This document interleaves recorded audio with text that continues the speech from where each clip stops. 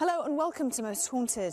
On a Halloween live show, we visited two incredible places, Tynedale and Lower Wellhead Farm. Bearing that in mind, I felt that we had to come back and investigate both places. So this week, I've brought you to the first location, Lower Wellhead Farm. Lying a few short miles northwest of Burnley, this is an area that to this very day is still haunted by a tale from the distant past. In 1612, Lower Wellhead and the land around it was alleged to have played host to witchcraft. This coven was consequently exposed and blamed for the murders of several locals and a groundswell of accusations appearing to seal their fate. Some were acquitted, but many others were hanged in August of that year, and so the legend of the Pendle Witches began. The whole situation around here is strange. I mean, we're talking of 11 people that were tormented, tortured and executed around here. They're believed to have been witches. They're believed to have cast spells on people, murdered people. All around this building and surrounding land, witches plied their magic, causing death and fear to all in the vicinity. Some say some of their victims still roam this area. Tall, dark shapes have been seen walking around this building, and screams are often heard when there was no one there. These people, these old ladies, 80-year-old ladies, Chattocks and Demdike, and their families, were probably, to be honest with you, only like neighbours from hell today, or gypsies, travellers. They knew the old-fashioned arts of curing people, of curing animals, and probably there was nothing more than that. Remember that those people didn't read newspapers, didn't watch television, didn't listen to the radio, and they had far more power, I believe, in their minds then than we have now. Dark shadows have been seen taking shape in the middle of the dining room, and then they slowly vanish through the wall. Many people have the experience of feeling like they're being strangled, and they also hear whispering. But you must remember that after what happened to them, and they were hanged under dreadful circumstances, strangled to death, taking at least a quarter of an hour to die, then I would think that now their spirits have become very evil. And that's why things have happened here. That's why things do happen here. And I shudder to think what might happen tonight. This bedroom is said to be home to a mischievous spirit that likes to open and close drawers and snatch doors out of people's hands. This actually happened to a member of our crew on a previous visit. What's happened? This door. What do you mean, this door? Both me and Carl are in here. It's really, really cold. And the door pushed. Are you Pushed joking? closed. I had hold of it. You all right? It scared me to death. So are these strange activities and apparitions caused by the Pendle Witches and their victims, or is something else at work here? We have 24 hours to find out. Another interested onlooker on that fateful autumn evening was parapsychologist Kieran O'Keefe, who is well aware of the rationale behind this investigation. What happened at the live, there was a lot of things that happened in very quick succession. There was a noise heard outside of the room. What's that? There was a glass moving. Please make this glass move as a sign of yes, that you are... There was something apparently touching Kath's head. Oh, John, something's just grabbed Kat's head. Call it down, Jeez! Here we go, Derek. There was a possession. Derek, come forward. Normally on an investigation, if one of those things happens, we'll go and investigate it. And I think just because it all happened at the same time, it almost, it exaggerated it, it gave it more emphasis.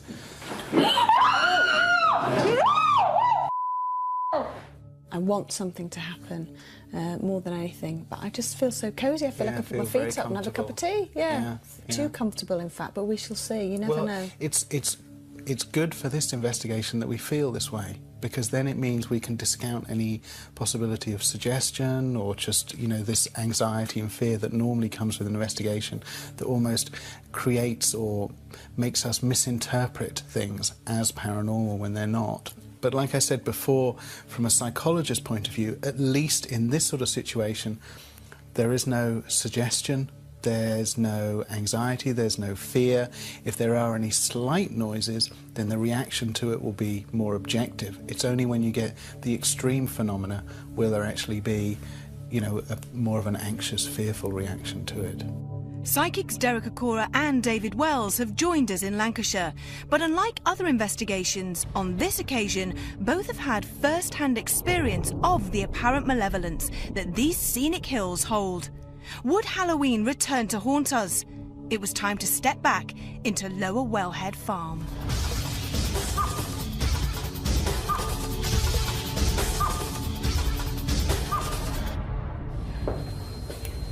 Did you remember this, Derek? I can't remember the actual content of the investigation as such because I can't retain that a lot. But since coming back into the atmosphere from the residual energy, I feel, well, it's been not repeated, but it's coming back to me now. Not nice. Not nice. In fact, I feel there is one particular not so nice, nasty, intentional spirit person that seems to be grounded here. Right. And it's because of him, and I say him, male, it's because of him I feel possibly a lot of ghostly, if that's the right word, as people would call it, activities have happened in this building, in this home. This is unusual for me to get this like trepidation, this feeling of, hey, what's going to happen here? What's going to happen?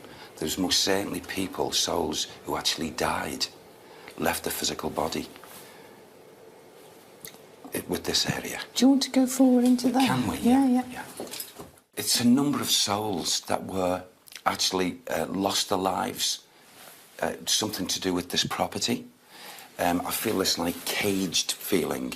It's like as if, the only way I can describe it, it's like as if people being brought in and thrown into like a cell situation.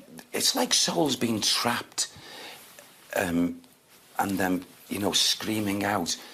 In this building, there should be a lot of sounds heard by the naked ear, like screeching and screams and, you know, trod and walking like this. And that would be him walking up and down, and he's just absolutely wanting to hurt, not just like be jailer. He's wanting to hurt, and it's his badness. It's his badness that is still localised here, grounded. What time period would you put him at, and when this cruelty happened? Can I put it into my mind's eye?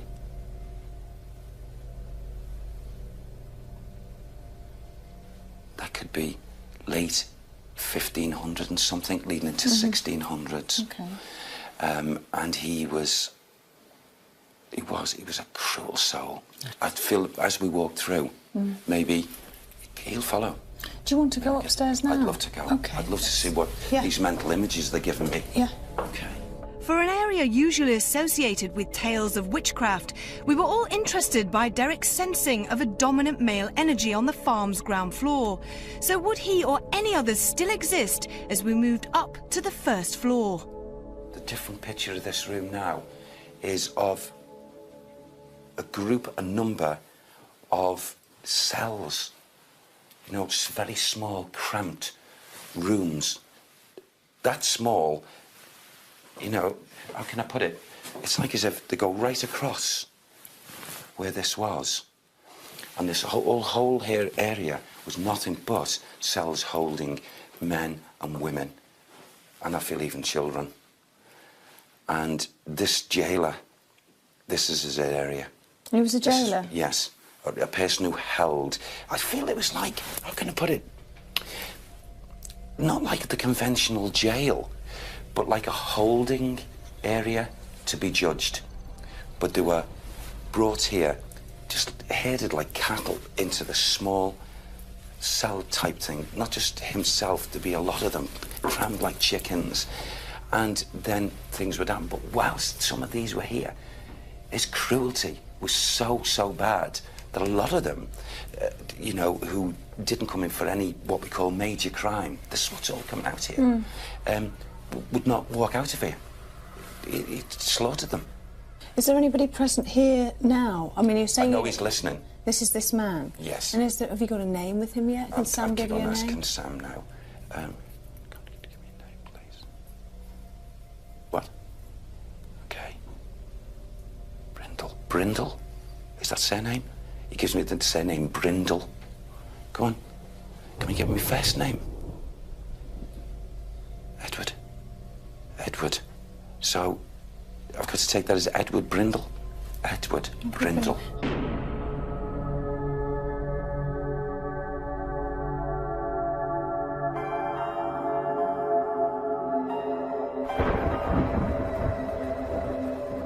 Witchcraft and now torture prevail at Lower Wellhead Farm, with some of its apparent former inhabitants either unwilling or simply incapable of moving on. But for some of us, another night of suffering had only just begun. If you can hear me, dear, I'm not scared of you at all.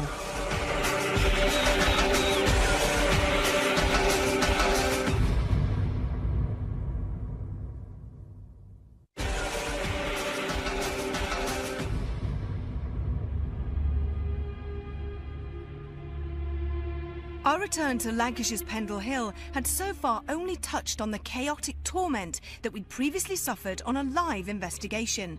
But would Lower Wellhead Farm's back bedroom now offer us any further clues to the man that Derek has identified as Edward Brindle? This would have to be the oldest part of this property. That's what I feel it is. Okay. And, you know, I'm drawn where John is, that window. Yeah. It's not a window, is it? But it is a window. Oh, right, right, I see. Quickly, I saw a window. Yeah. And the next minute, this soul is going boom, boom, boom, boom, and knocking on the window. If someone was sleeping here, he would do this. And people would jump out of that bed, I feel sure, and they'd look, because they'd hear whack, whack, whack on a window, and they'd look and there's no window. Right. He whacks there as well, and there's no window there. So there's a lot of audibles, a lot of noise going on in this bedroom. Right. People, I wouldn't be surprised if they'd run out of this room. Right. But there. Very loud. Oh, very loud. I mean, ear piercing. Right. Rap, rap, rap, rap, rap. Not just ch-ch-ch-ch. It'd make an ordinary person, a normal person, jump out of that bed and would probably have a look, and then it'd probably confuse them because there's looking at the brick wall. Yeah. But you can see that's where a window used to be. Yes, but that's where he... Is this the jailer, then? Yes, it's him. He is to blame for a lot, well, totally. I mean, the witches and what have you that were in this area, round here, coming here, they are not in any way, shape, as active as what this one is because he's grounded. Right, I see. He's grounded. So he's not moved on. So do you think, when we were here last, do you think it was the witches that were causing all the activity, or do you think... Yes, I feel they were around at that time. Yeah. And I've been quietly saying, you know, to Sam, are they around, Sam? Are they around? Earlier, they said they're not in the atmosphere here yet. But the way he's giving it to me, they're likely they are going to come. Okay. But this one, this Edward Brindle, he's around, he's listening. Okay. And he wants to make... He's only happy when he sees upset, disturbance, because he stands back, after all, is what he does, just to see the reaction. And he gets some kind of, you know, he's a sicko, feeling of joy that people are petrified. This was his place, the cruelty beyond belief. As our day in Lancashire turned to night, we switched our cameras to night vision and wondered what other surprises awaited us as David Wells entered Lower Wellhead Farm's lounge.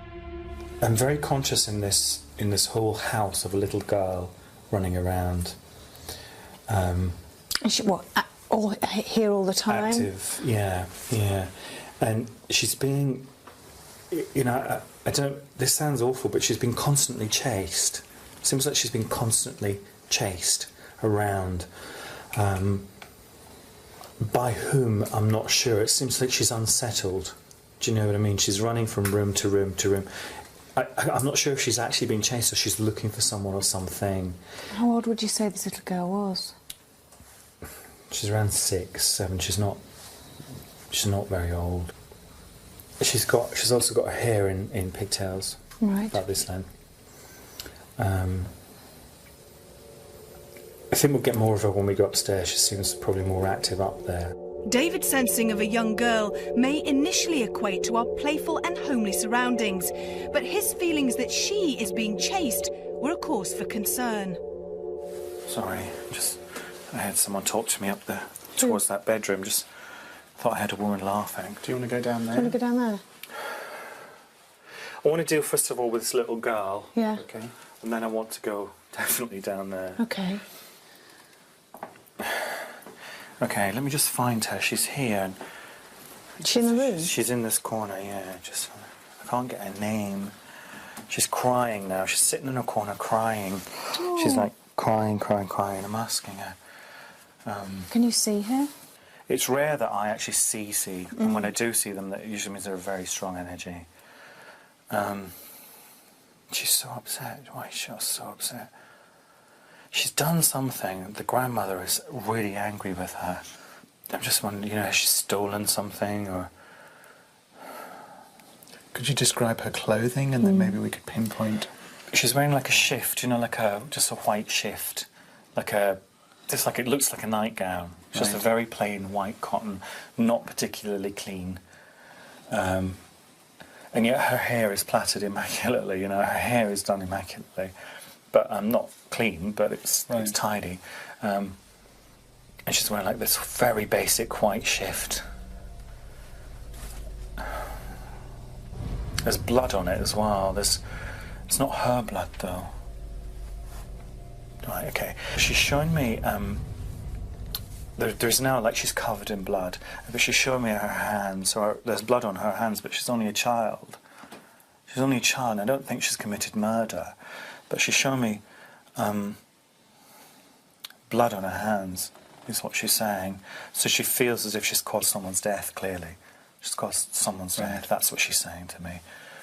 Okay.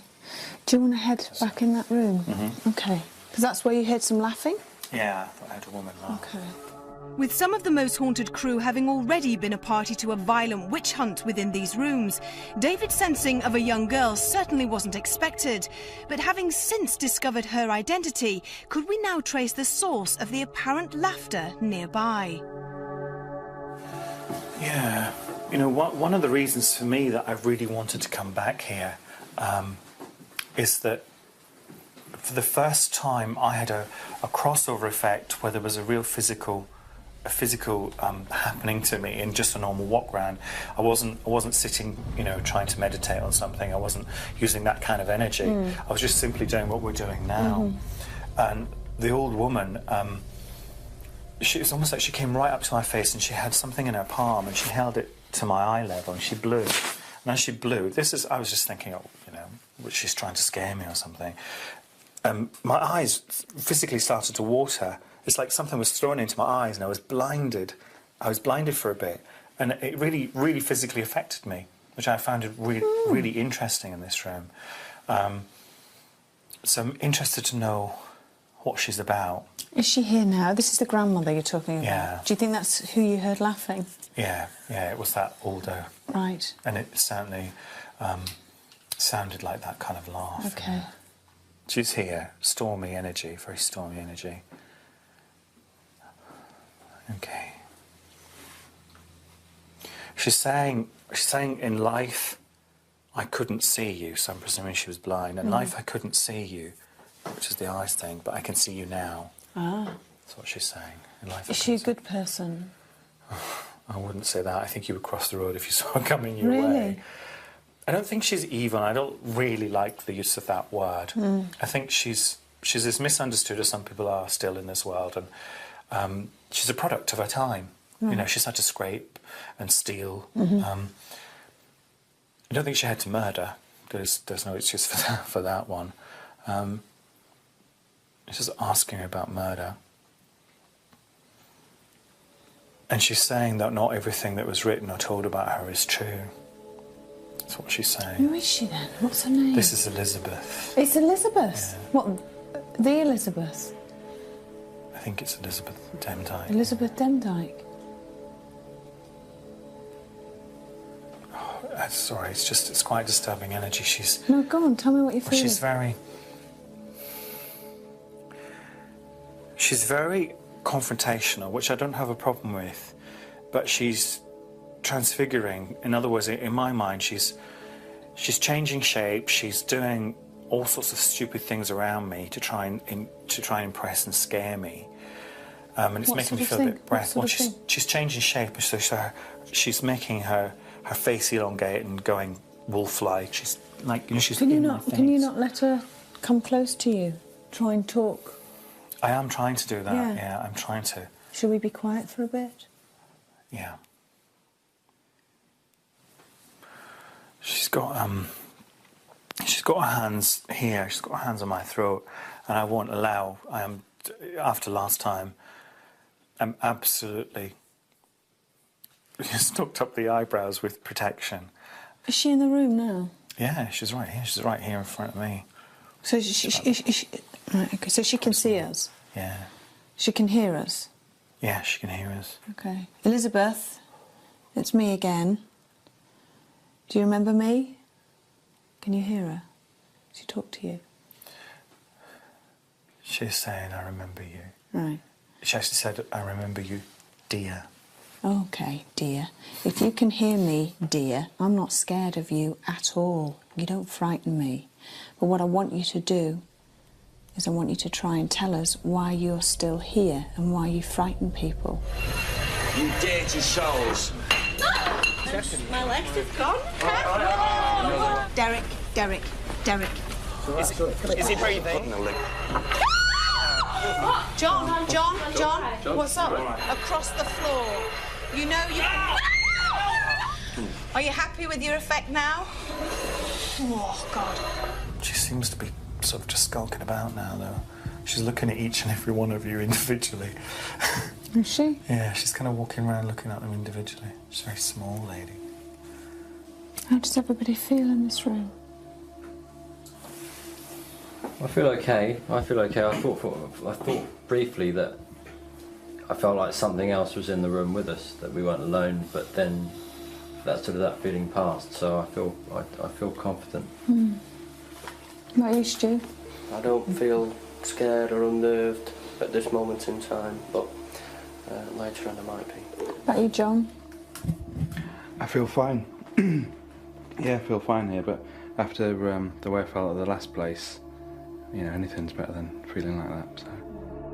We were now aware that more than one generation cannot rest at ease, and having bravely decided to return to this notorious scene, we'd all soon realise that Lower Wellhead Farm would return to haunt us once more. That scratching, when it was scratching. Who's that? Oh my God.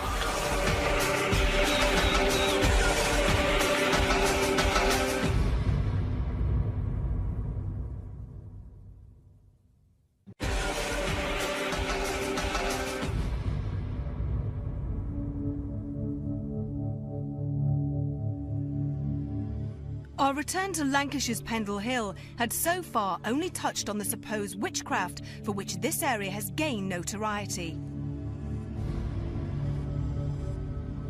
Both Derek and David felt that Lower Wellhead Farm may not be about to make our second stay any less unnerving than the first. Nevertheless, we needed volunteers to bravely step forward to begin the night vigils. And we were met with early success, as firstly Carl and Stuart and then Richard and Rachel recorded both visual and auditory phenomena. Are there any orbs in this room? If there are, please show yourself. Dance around my feet. Make a flashy colour. You're joking. Where, in the corner? Just had two flashes go across the screen. Bloody well not, no. Right there. There, where you are now. Someone here that wants to talk to us. Now's your chance. You've probably never had anyone here asking this question before. Perhaps you've been trapped here for 400 years. You want to gain release, perhaps. Now's the time to talk. If there's someone there, make a sound. Shit. Make a sound. Make a sound. These events took place in the main bedroom and both responses offered early encouragement. But our crew, as well as the viewing public, are both aware that this building can deliver, and has. Feeling that these footsteps came from the empty corridor, Rachel asked David to join Kath, Alex and herself in the hope of discovering more. Come on, if anyone's here. I think, Catherine, I can sense you. Alison, I know you're here now as well. Who's Alison? She's a daughter, Elizabeth. Is she a witch? What was that? Is she a witch? What was that? What? Scratching. What's that? Where's that coming from? Oh my God. There's something in there. What is that? David? David, what is that noise? Good sound. David, what is that noise?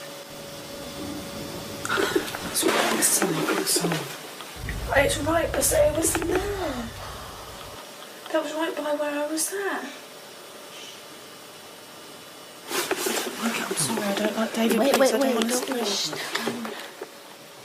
It's in that room. It's got to be in that room. Oh my God. Is that you making that noise? If you're making that scratching noise, can you do it again, please? Was it scratching? Was it someone walking? No, it was scratching. It's like dragging. Yeah, yeah. I've never heard such audibles in my life. No, David, were you alright then? Yeah, no, I'm fine. My rational head is saying, okay, there's someone in there. But we know we're the only ones on this level. But where was it? Was it sounded like it was in here. Was that you? That was me. Alison, if that's you, could you make that noise again for us?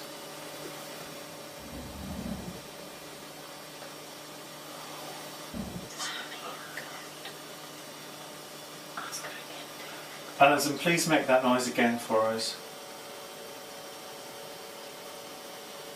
Make it louder for us.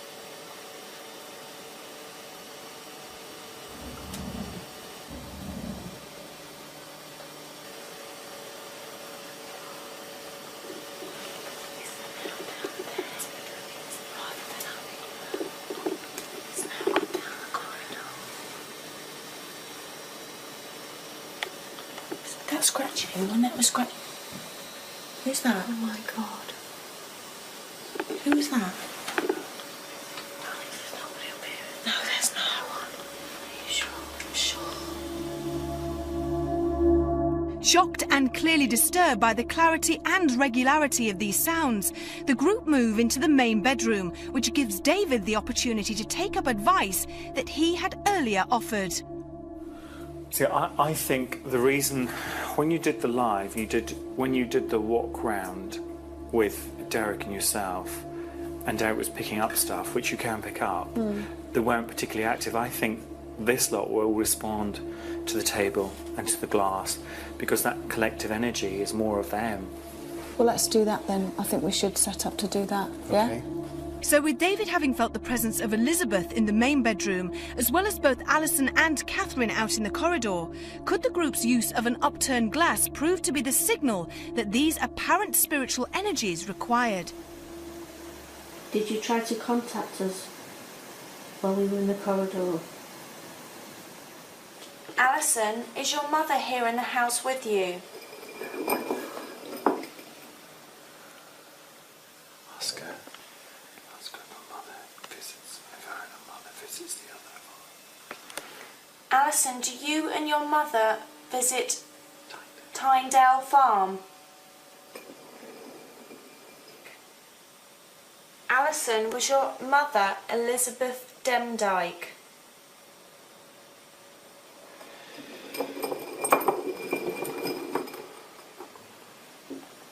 Alison, please move the glass if you're willing to talk to me.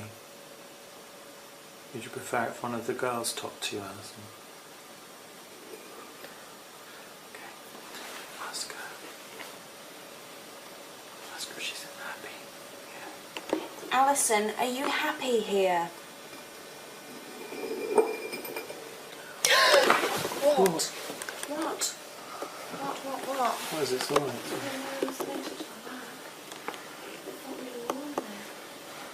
Jesus Christ. Scared the shit out of me. There's nothing there. What's that there? It's a white rug. That's a sheepskin rug that's been pushed there out of the way. It's a stood on it. Touch it. Yeah, it's not warm. It's just a sheepskin rug. You wouldn't have felt that, I don't think, if you'd sat against it. I wouldn't have, because my back's higher. Yeah. Something warm touched my back. It's interesting because Kieran would always say that astrals or spirit beings manifest and there's a cold, there's a drop in temperature. It's been my experience that that's not always the case. But ask if it's Elizabeth. Elizabeth, is this you? I've gone really cold. Elizabeth. The draft on my hand. Yeah. Elizabeth, is that you moving this glass? Elizabeth, do you mind me asking you these questions? Would you like me to carry on asking you these questions, Elizabeth? Elizabeth, is there anyone else here with you in this room with us?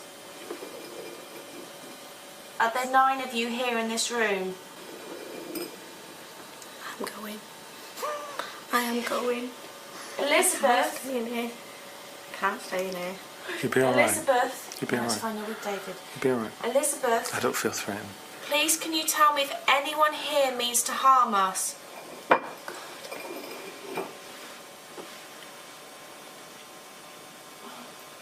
Ask if it's me. Okay. Footsteps.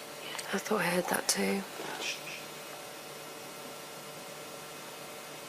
I put something cold on my leg.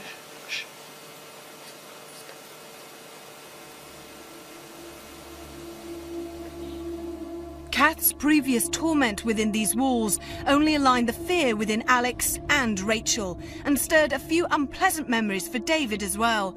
But if we were to make further progress, then we would all need to put ourselves into the firing line. But by doing so, just how vulnerable would we actually become? She's screaming quite violently up there now. I've never ever heard her.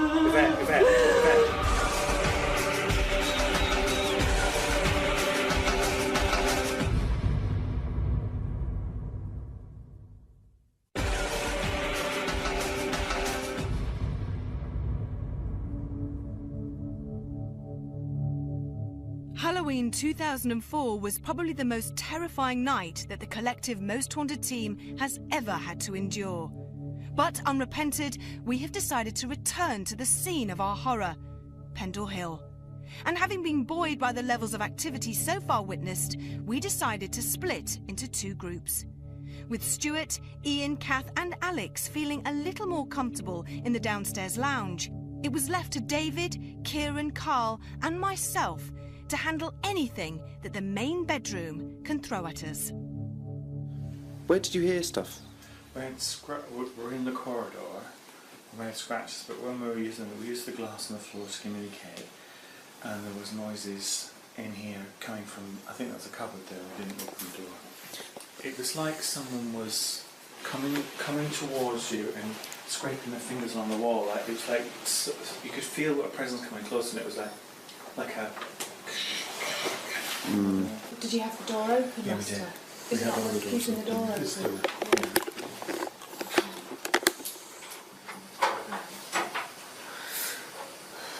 Should we be quiet for a little while?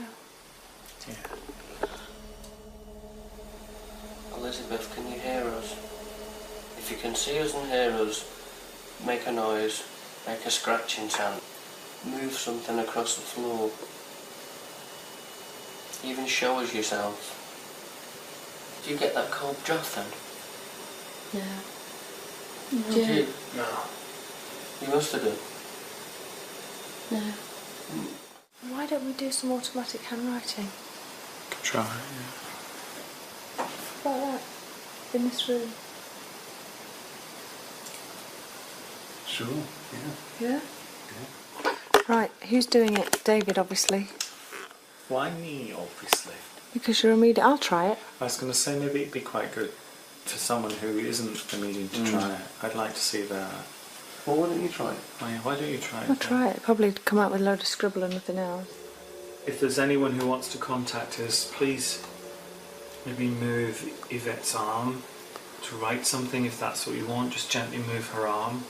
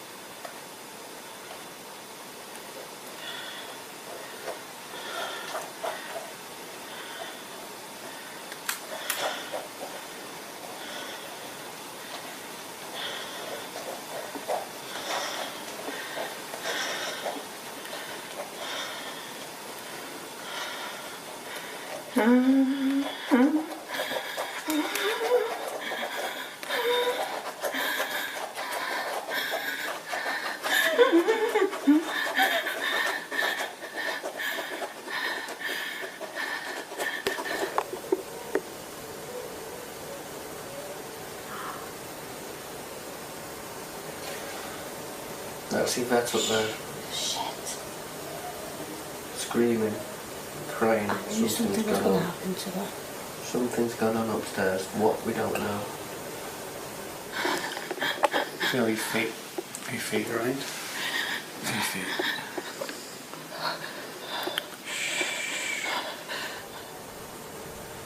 Let's go in that room quick. Come on.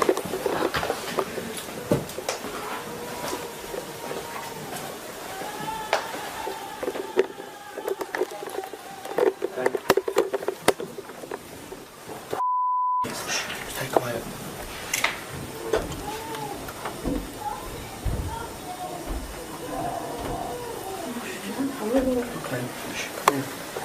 Okay. Yvette, wiggle your fingers. Wiggle your fingers. Wiggle your fingers. Leave her.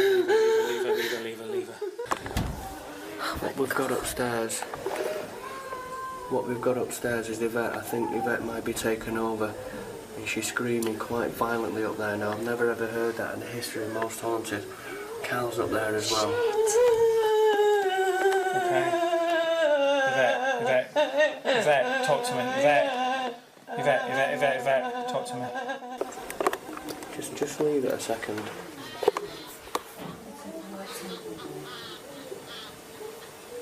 Why don't you tell them to come back in here and we'll go in there? Let's go upstairs. Come on, sweetheart.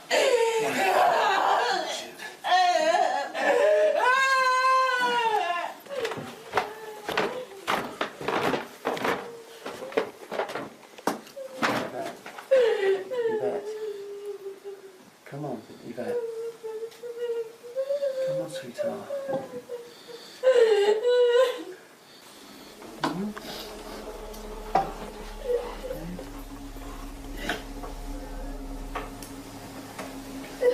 Freezing cold.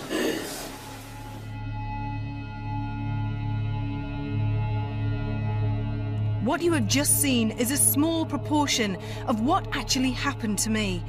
I was later told that this had all taken place in just 6 minutes, yet at the time I simply had no concept of where I was or what was happening to me. Terrified, frightened, and literally sick with fear, this was the end of our night and the culmination of an investigation that we all want to put behind us. In hindsight, perhaps the signs had been there. Direct threats to female crew members. Please, can you tell me if anyone here means to harm us? My own misjudged bravery. If you can hear me, dear, I'm not scared of you at all. You don't frighten me. And even as far back as the first night of our Halloween investigations, when David's own automatic writing session had even forewarned of the danger that was to manifest in this area. But I was prepared to attempt this practice myself, and whatever conclusions can be drawn from my own state of consciousness, these are events that will haunt me for the rest of my life. And unbeknown to me at the time, once he had taken time to take all of this in, Carl's feelings were there for all to see. There's nothing worse than seeing someone that you love more than anything in the world very distressed, and there's nothing you can do to stop it. Absolutely nothing. And you think, well, I'm supposed to be here to protect her and help her and make her happy, and she wasn't. And you suddenly forget, because you're on a personal level, you forget what you're here for, and I just... It was horrible. It really was horrible. I'm more likely to believe the spiritual explanation, which was what David said, about a past life regression, more so than the scientific explanation that she could have had some sort of fit. I don't think she did have a fit. I think you slipped into some form of regression. You slipped into, the eyes fluttering particularly gave that away for me. It's something that people do in regression, and when I was sitting at the end of the bed trying to link in, I went into a past life. But I didn't recognise it. I didn't recognise the life. I mean, I can sort of, I can hear what's going on in the room, I'm being in it, and I thought, well, I don't understand what's going on here, but it seemed like there was a witch trial going on, and I thought, this is odd. But when I do past life regression, that's how I see other people's lives when they're having the regression. So my explanation would be, you slipped into a past life, a particularly unpleasant one. What I was viewing was your past life as you were getting the full whack of that experience. I think you remembered a past life there.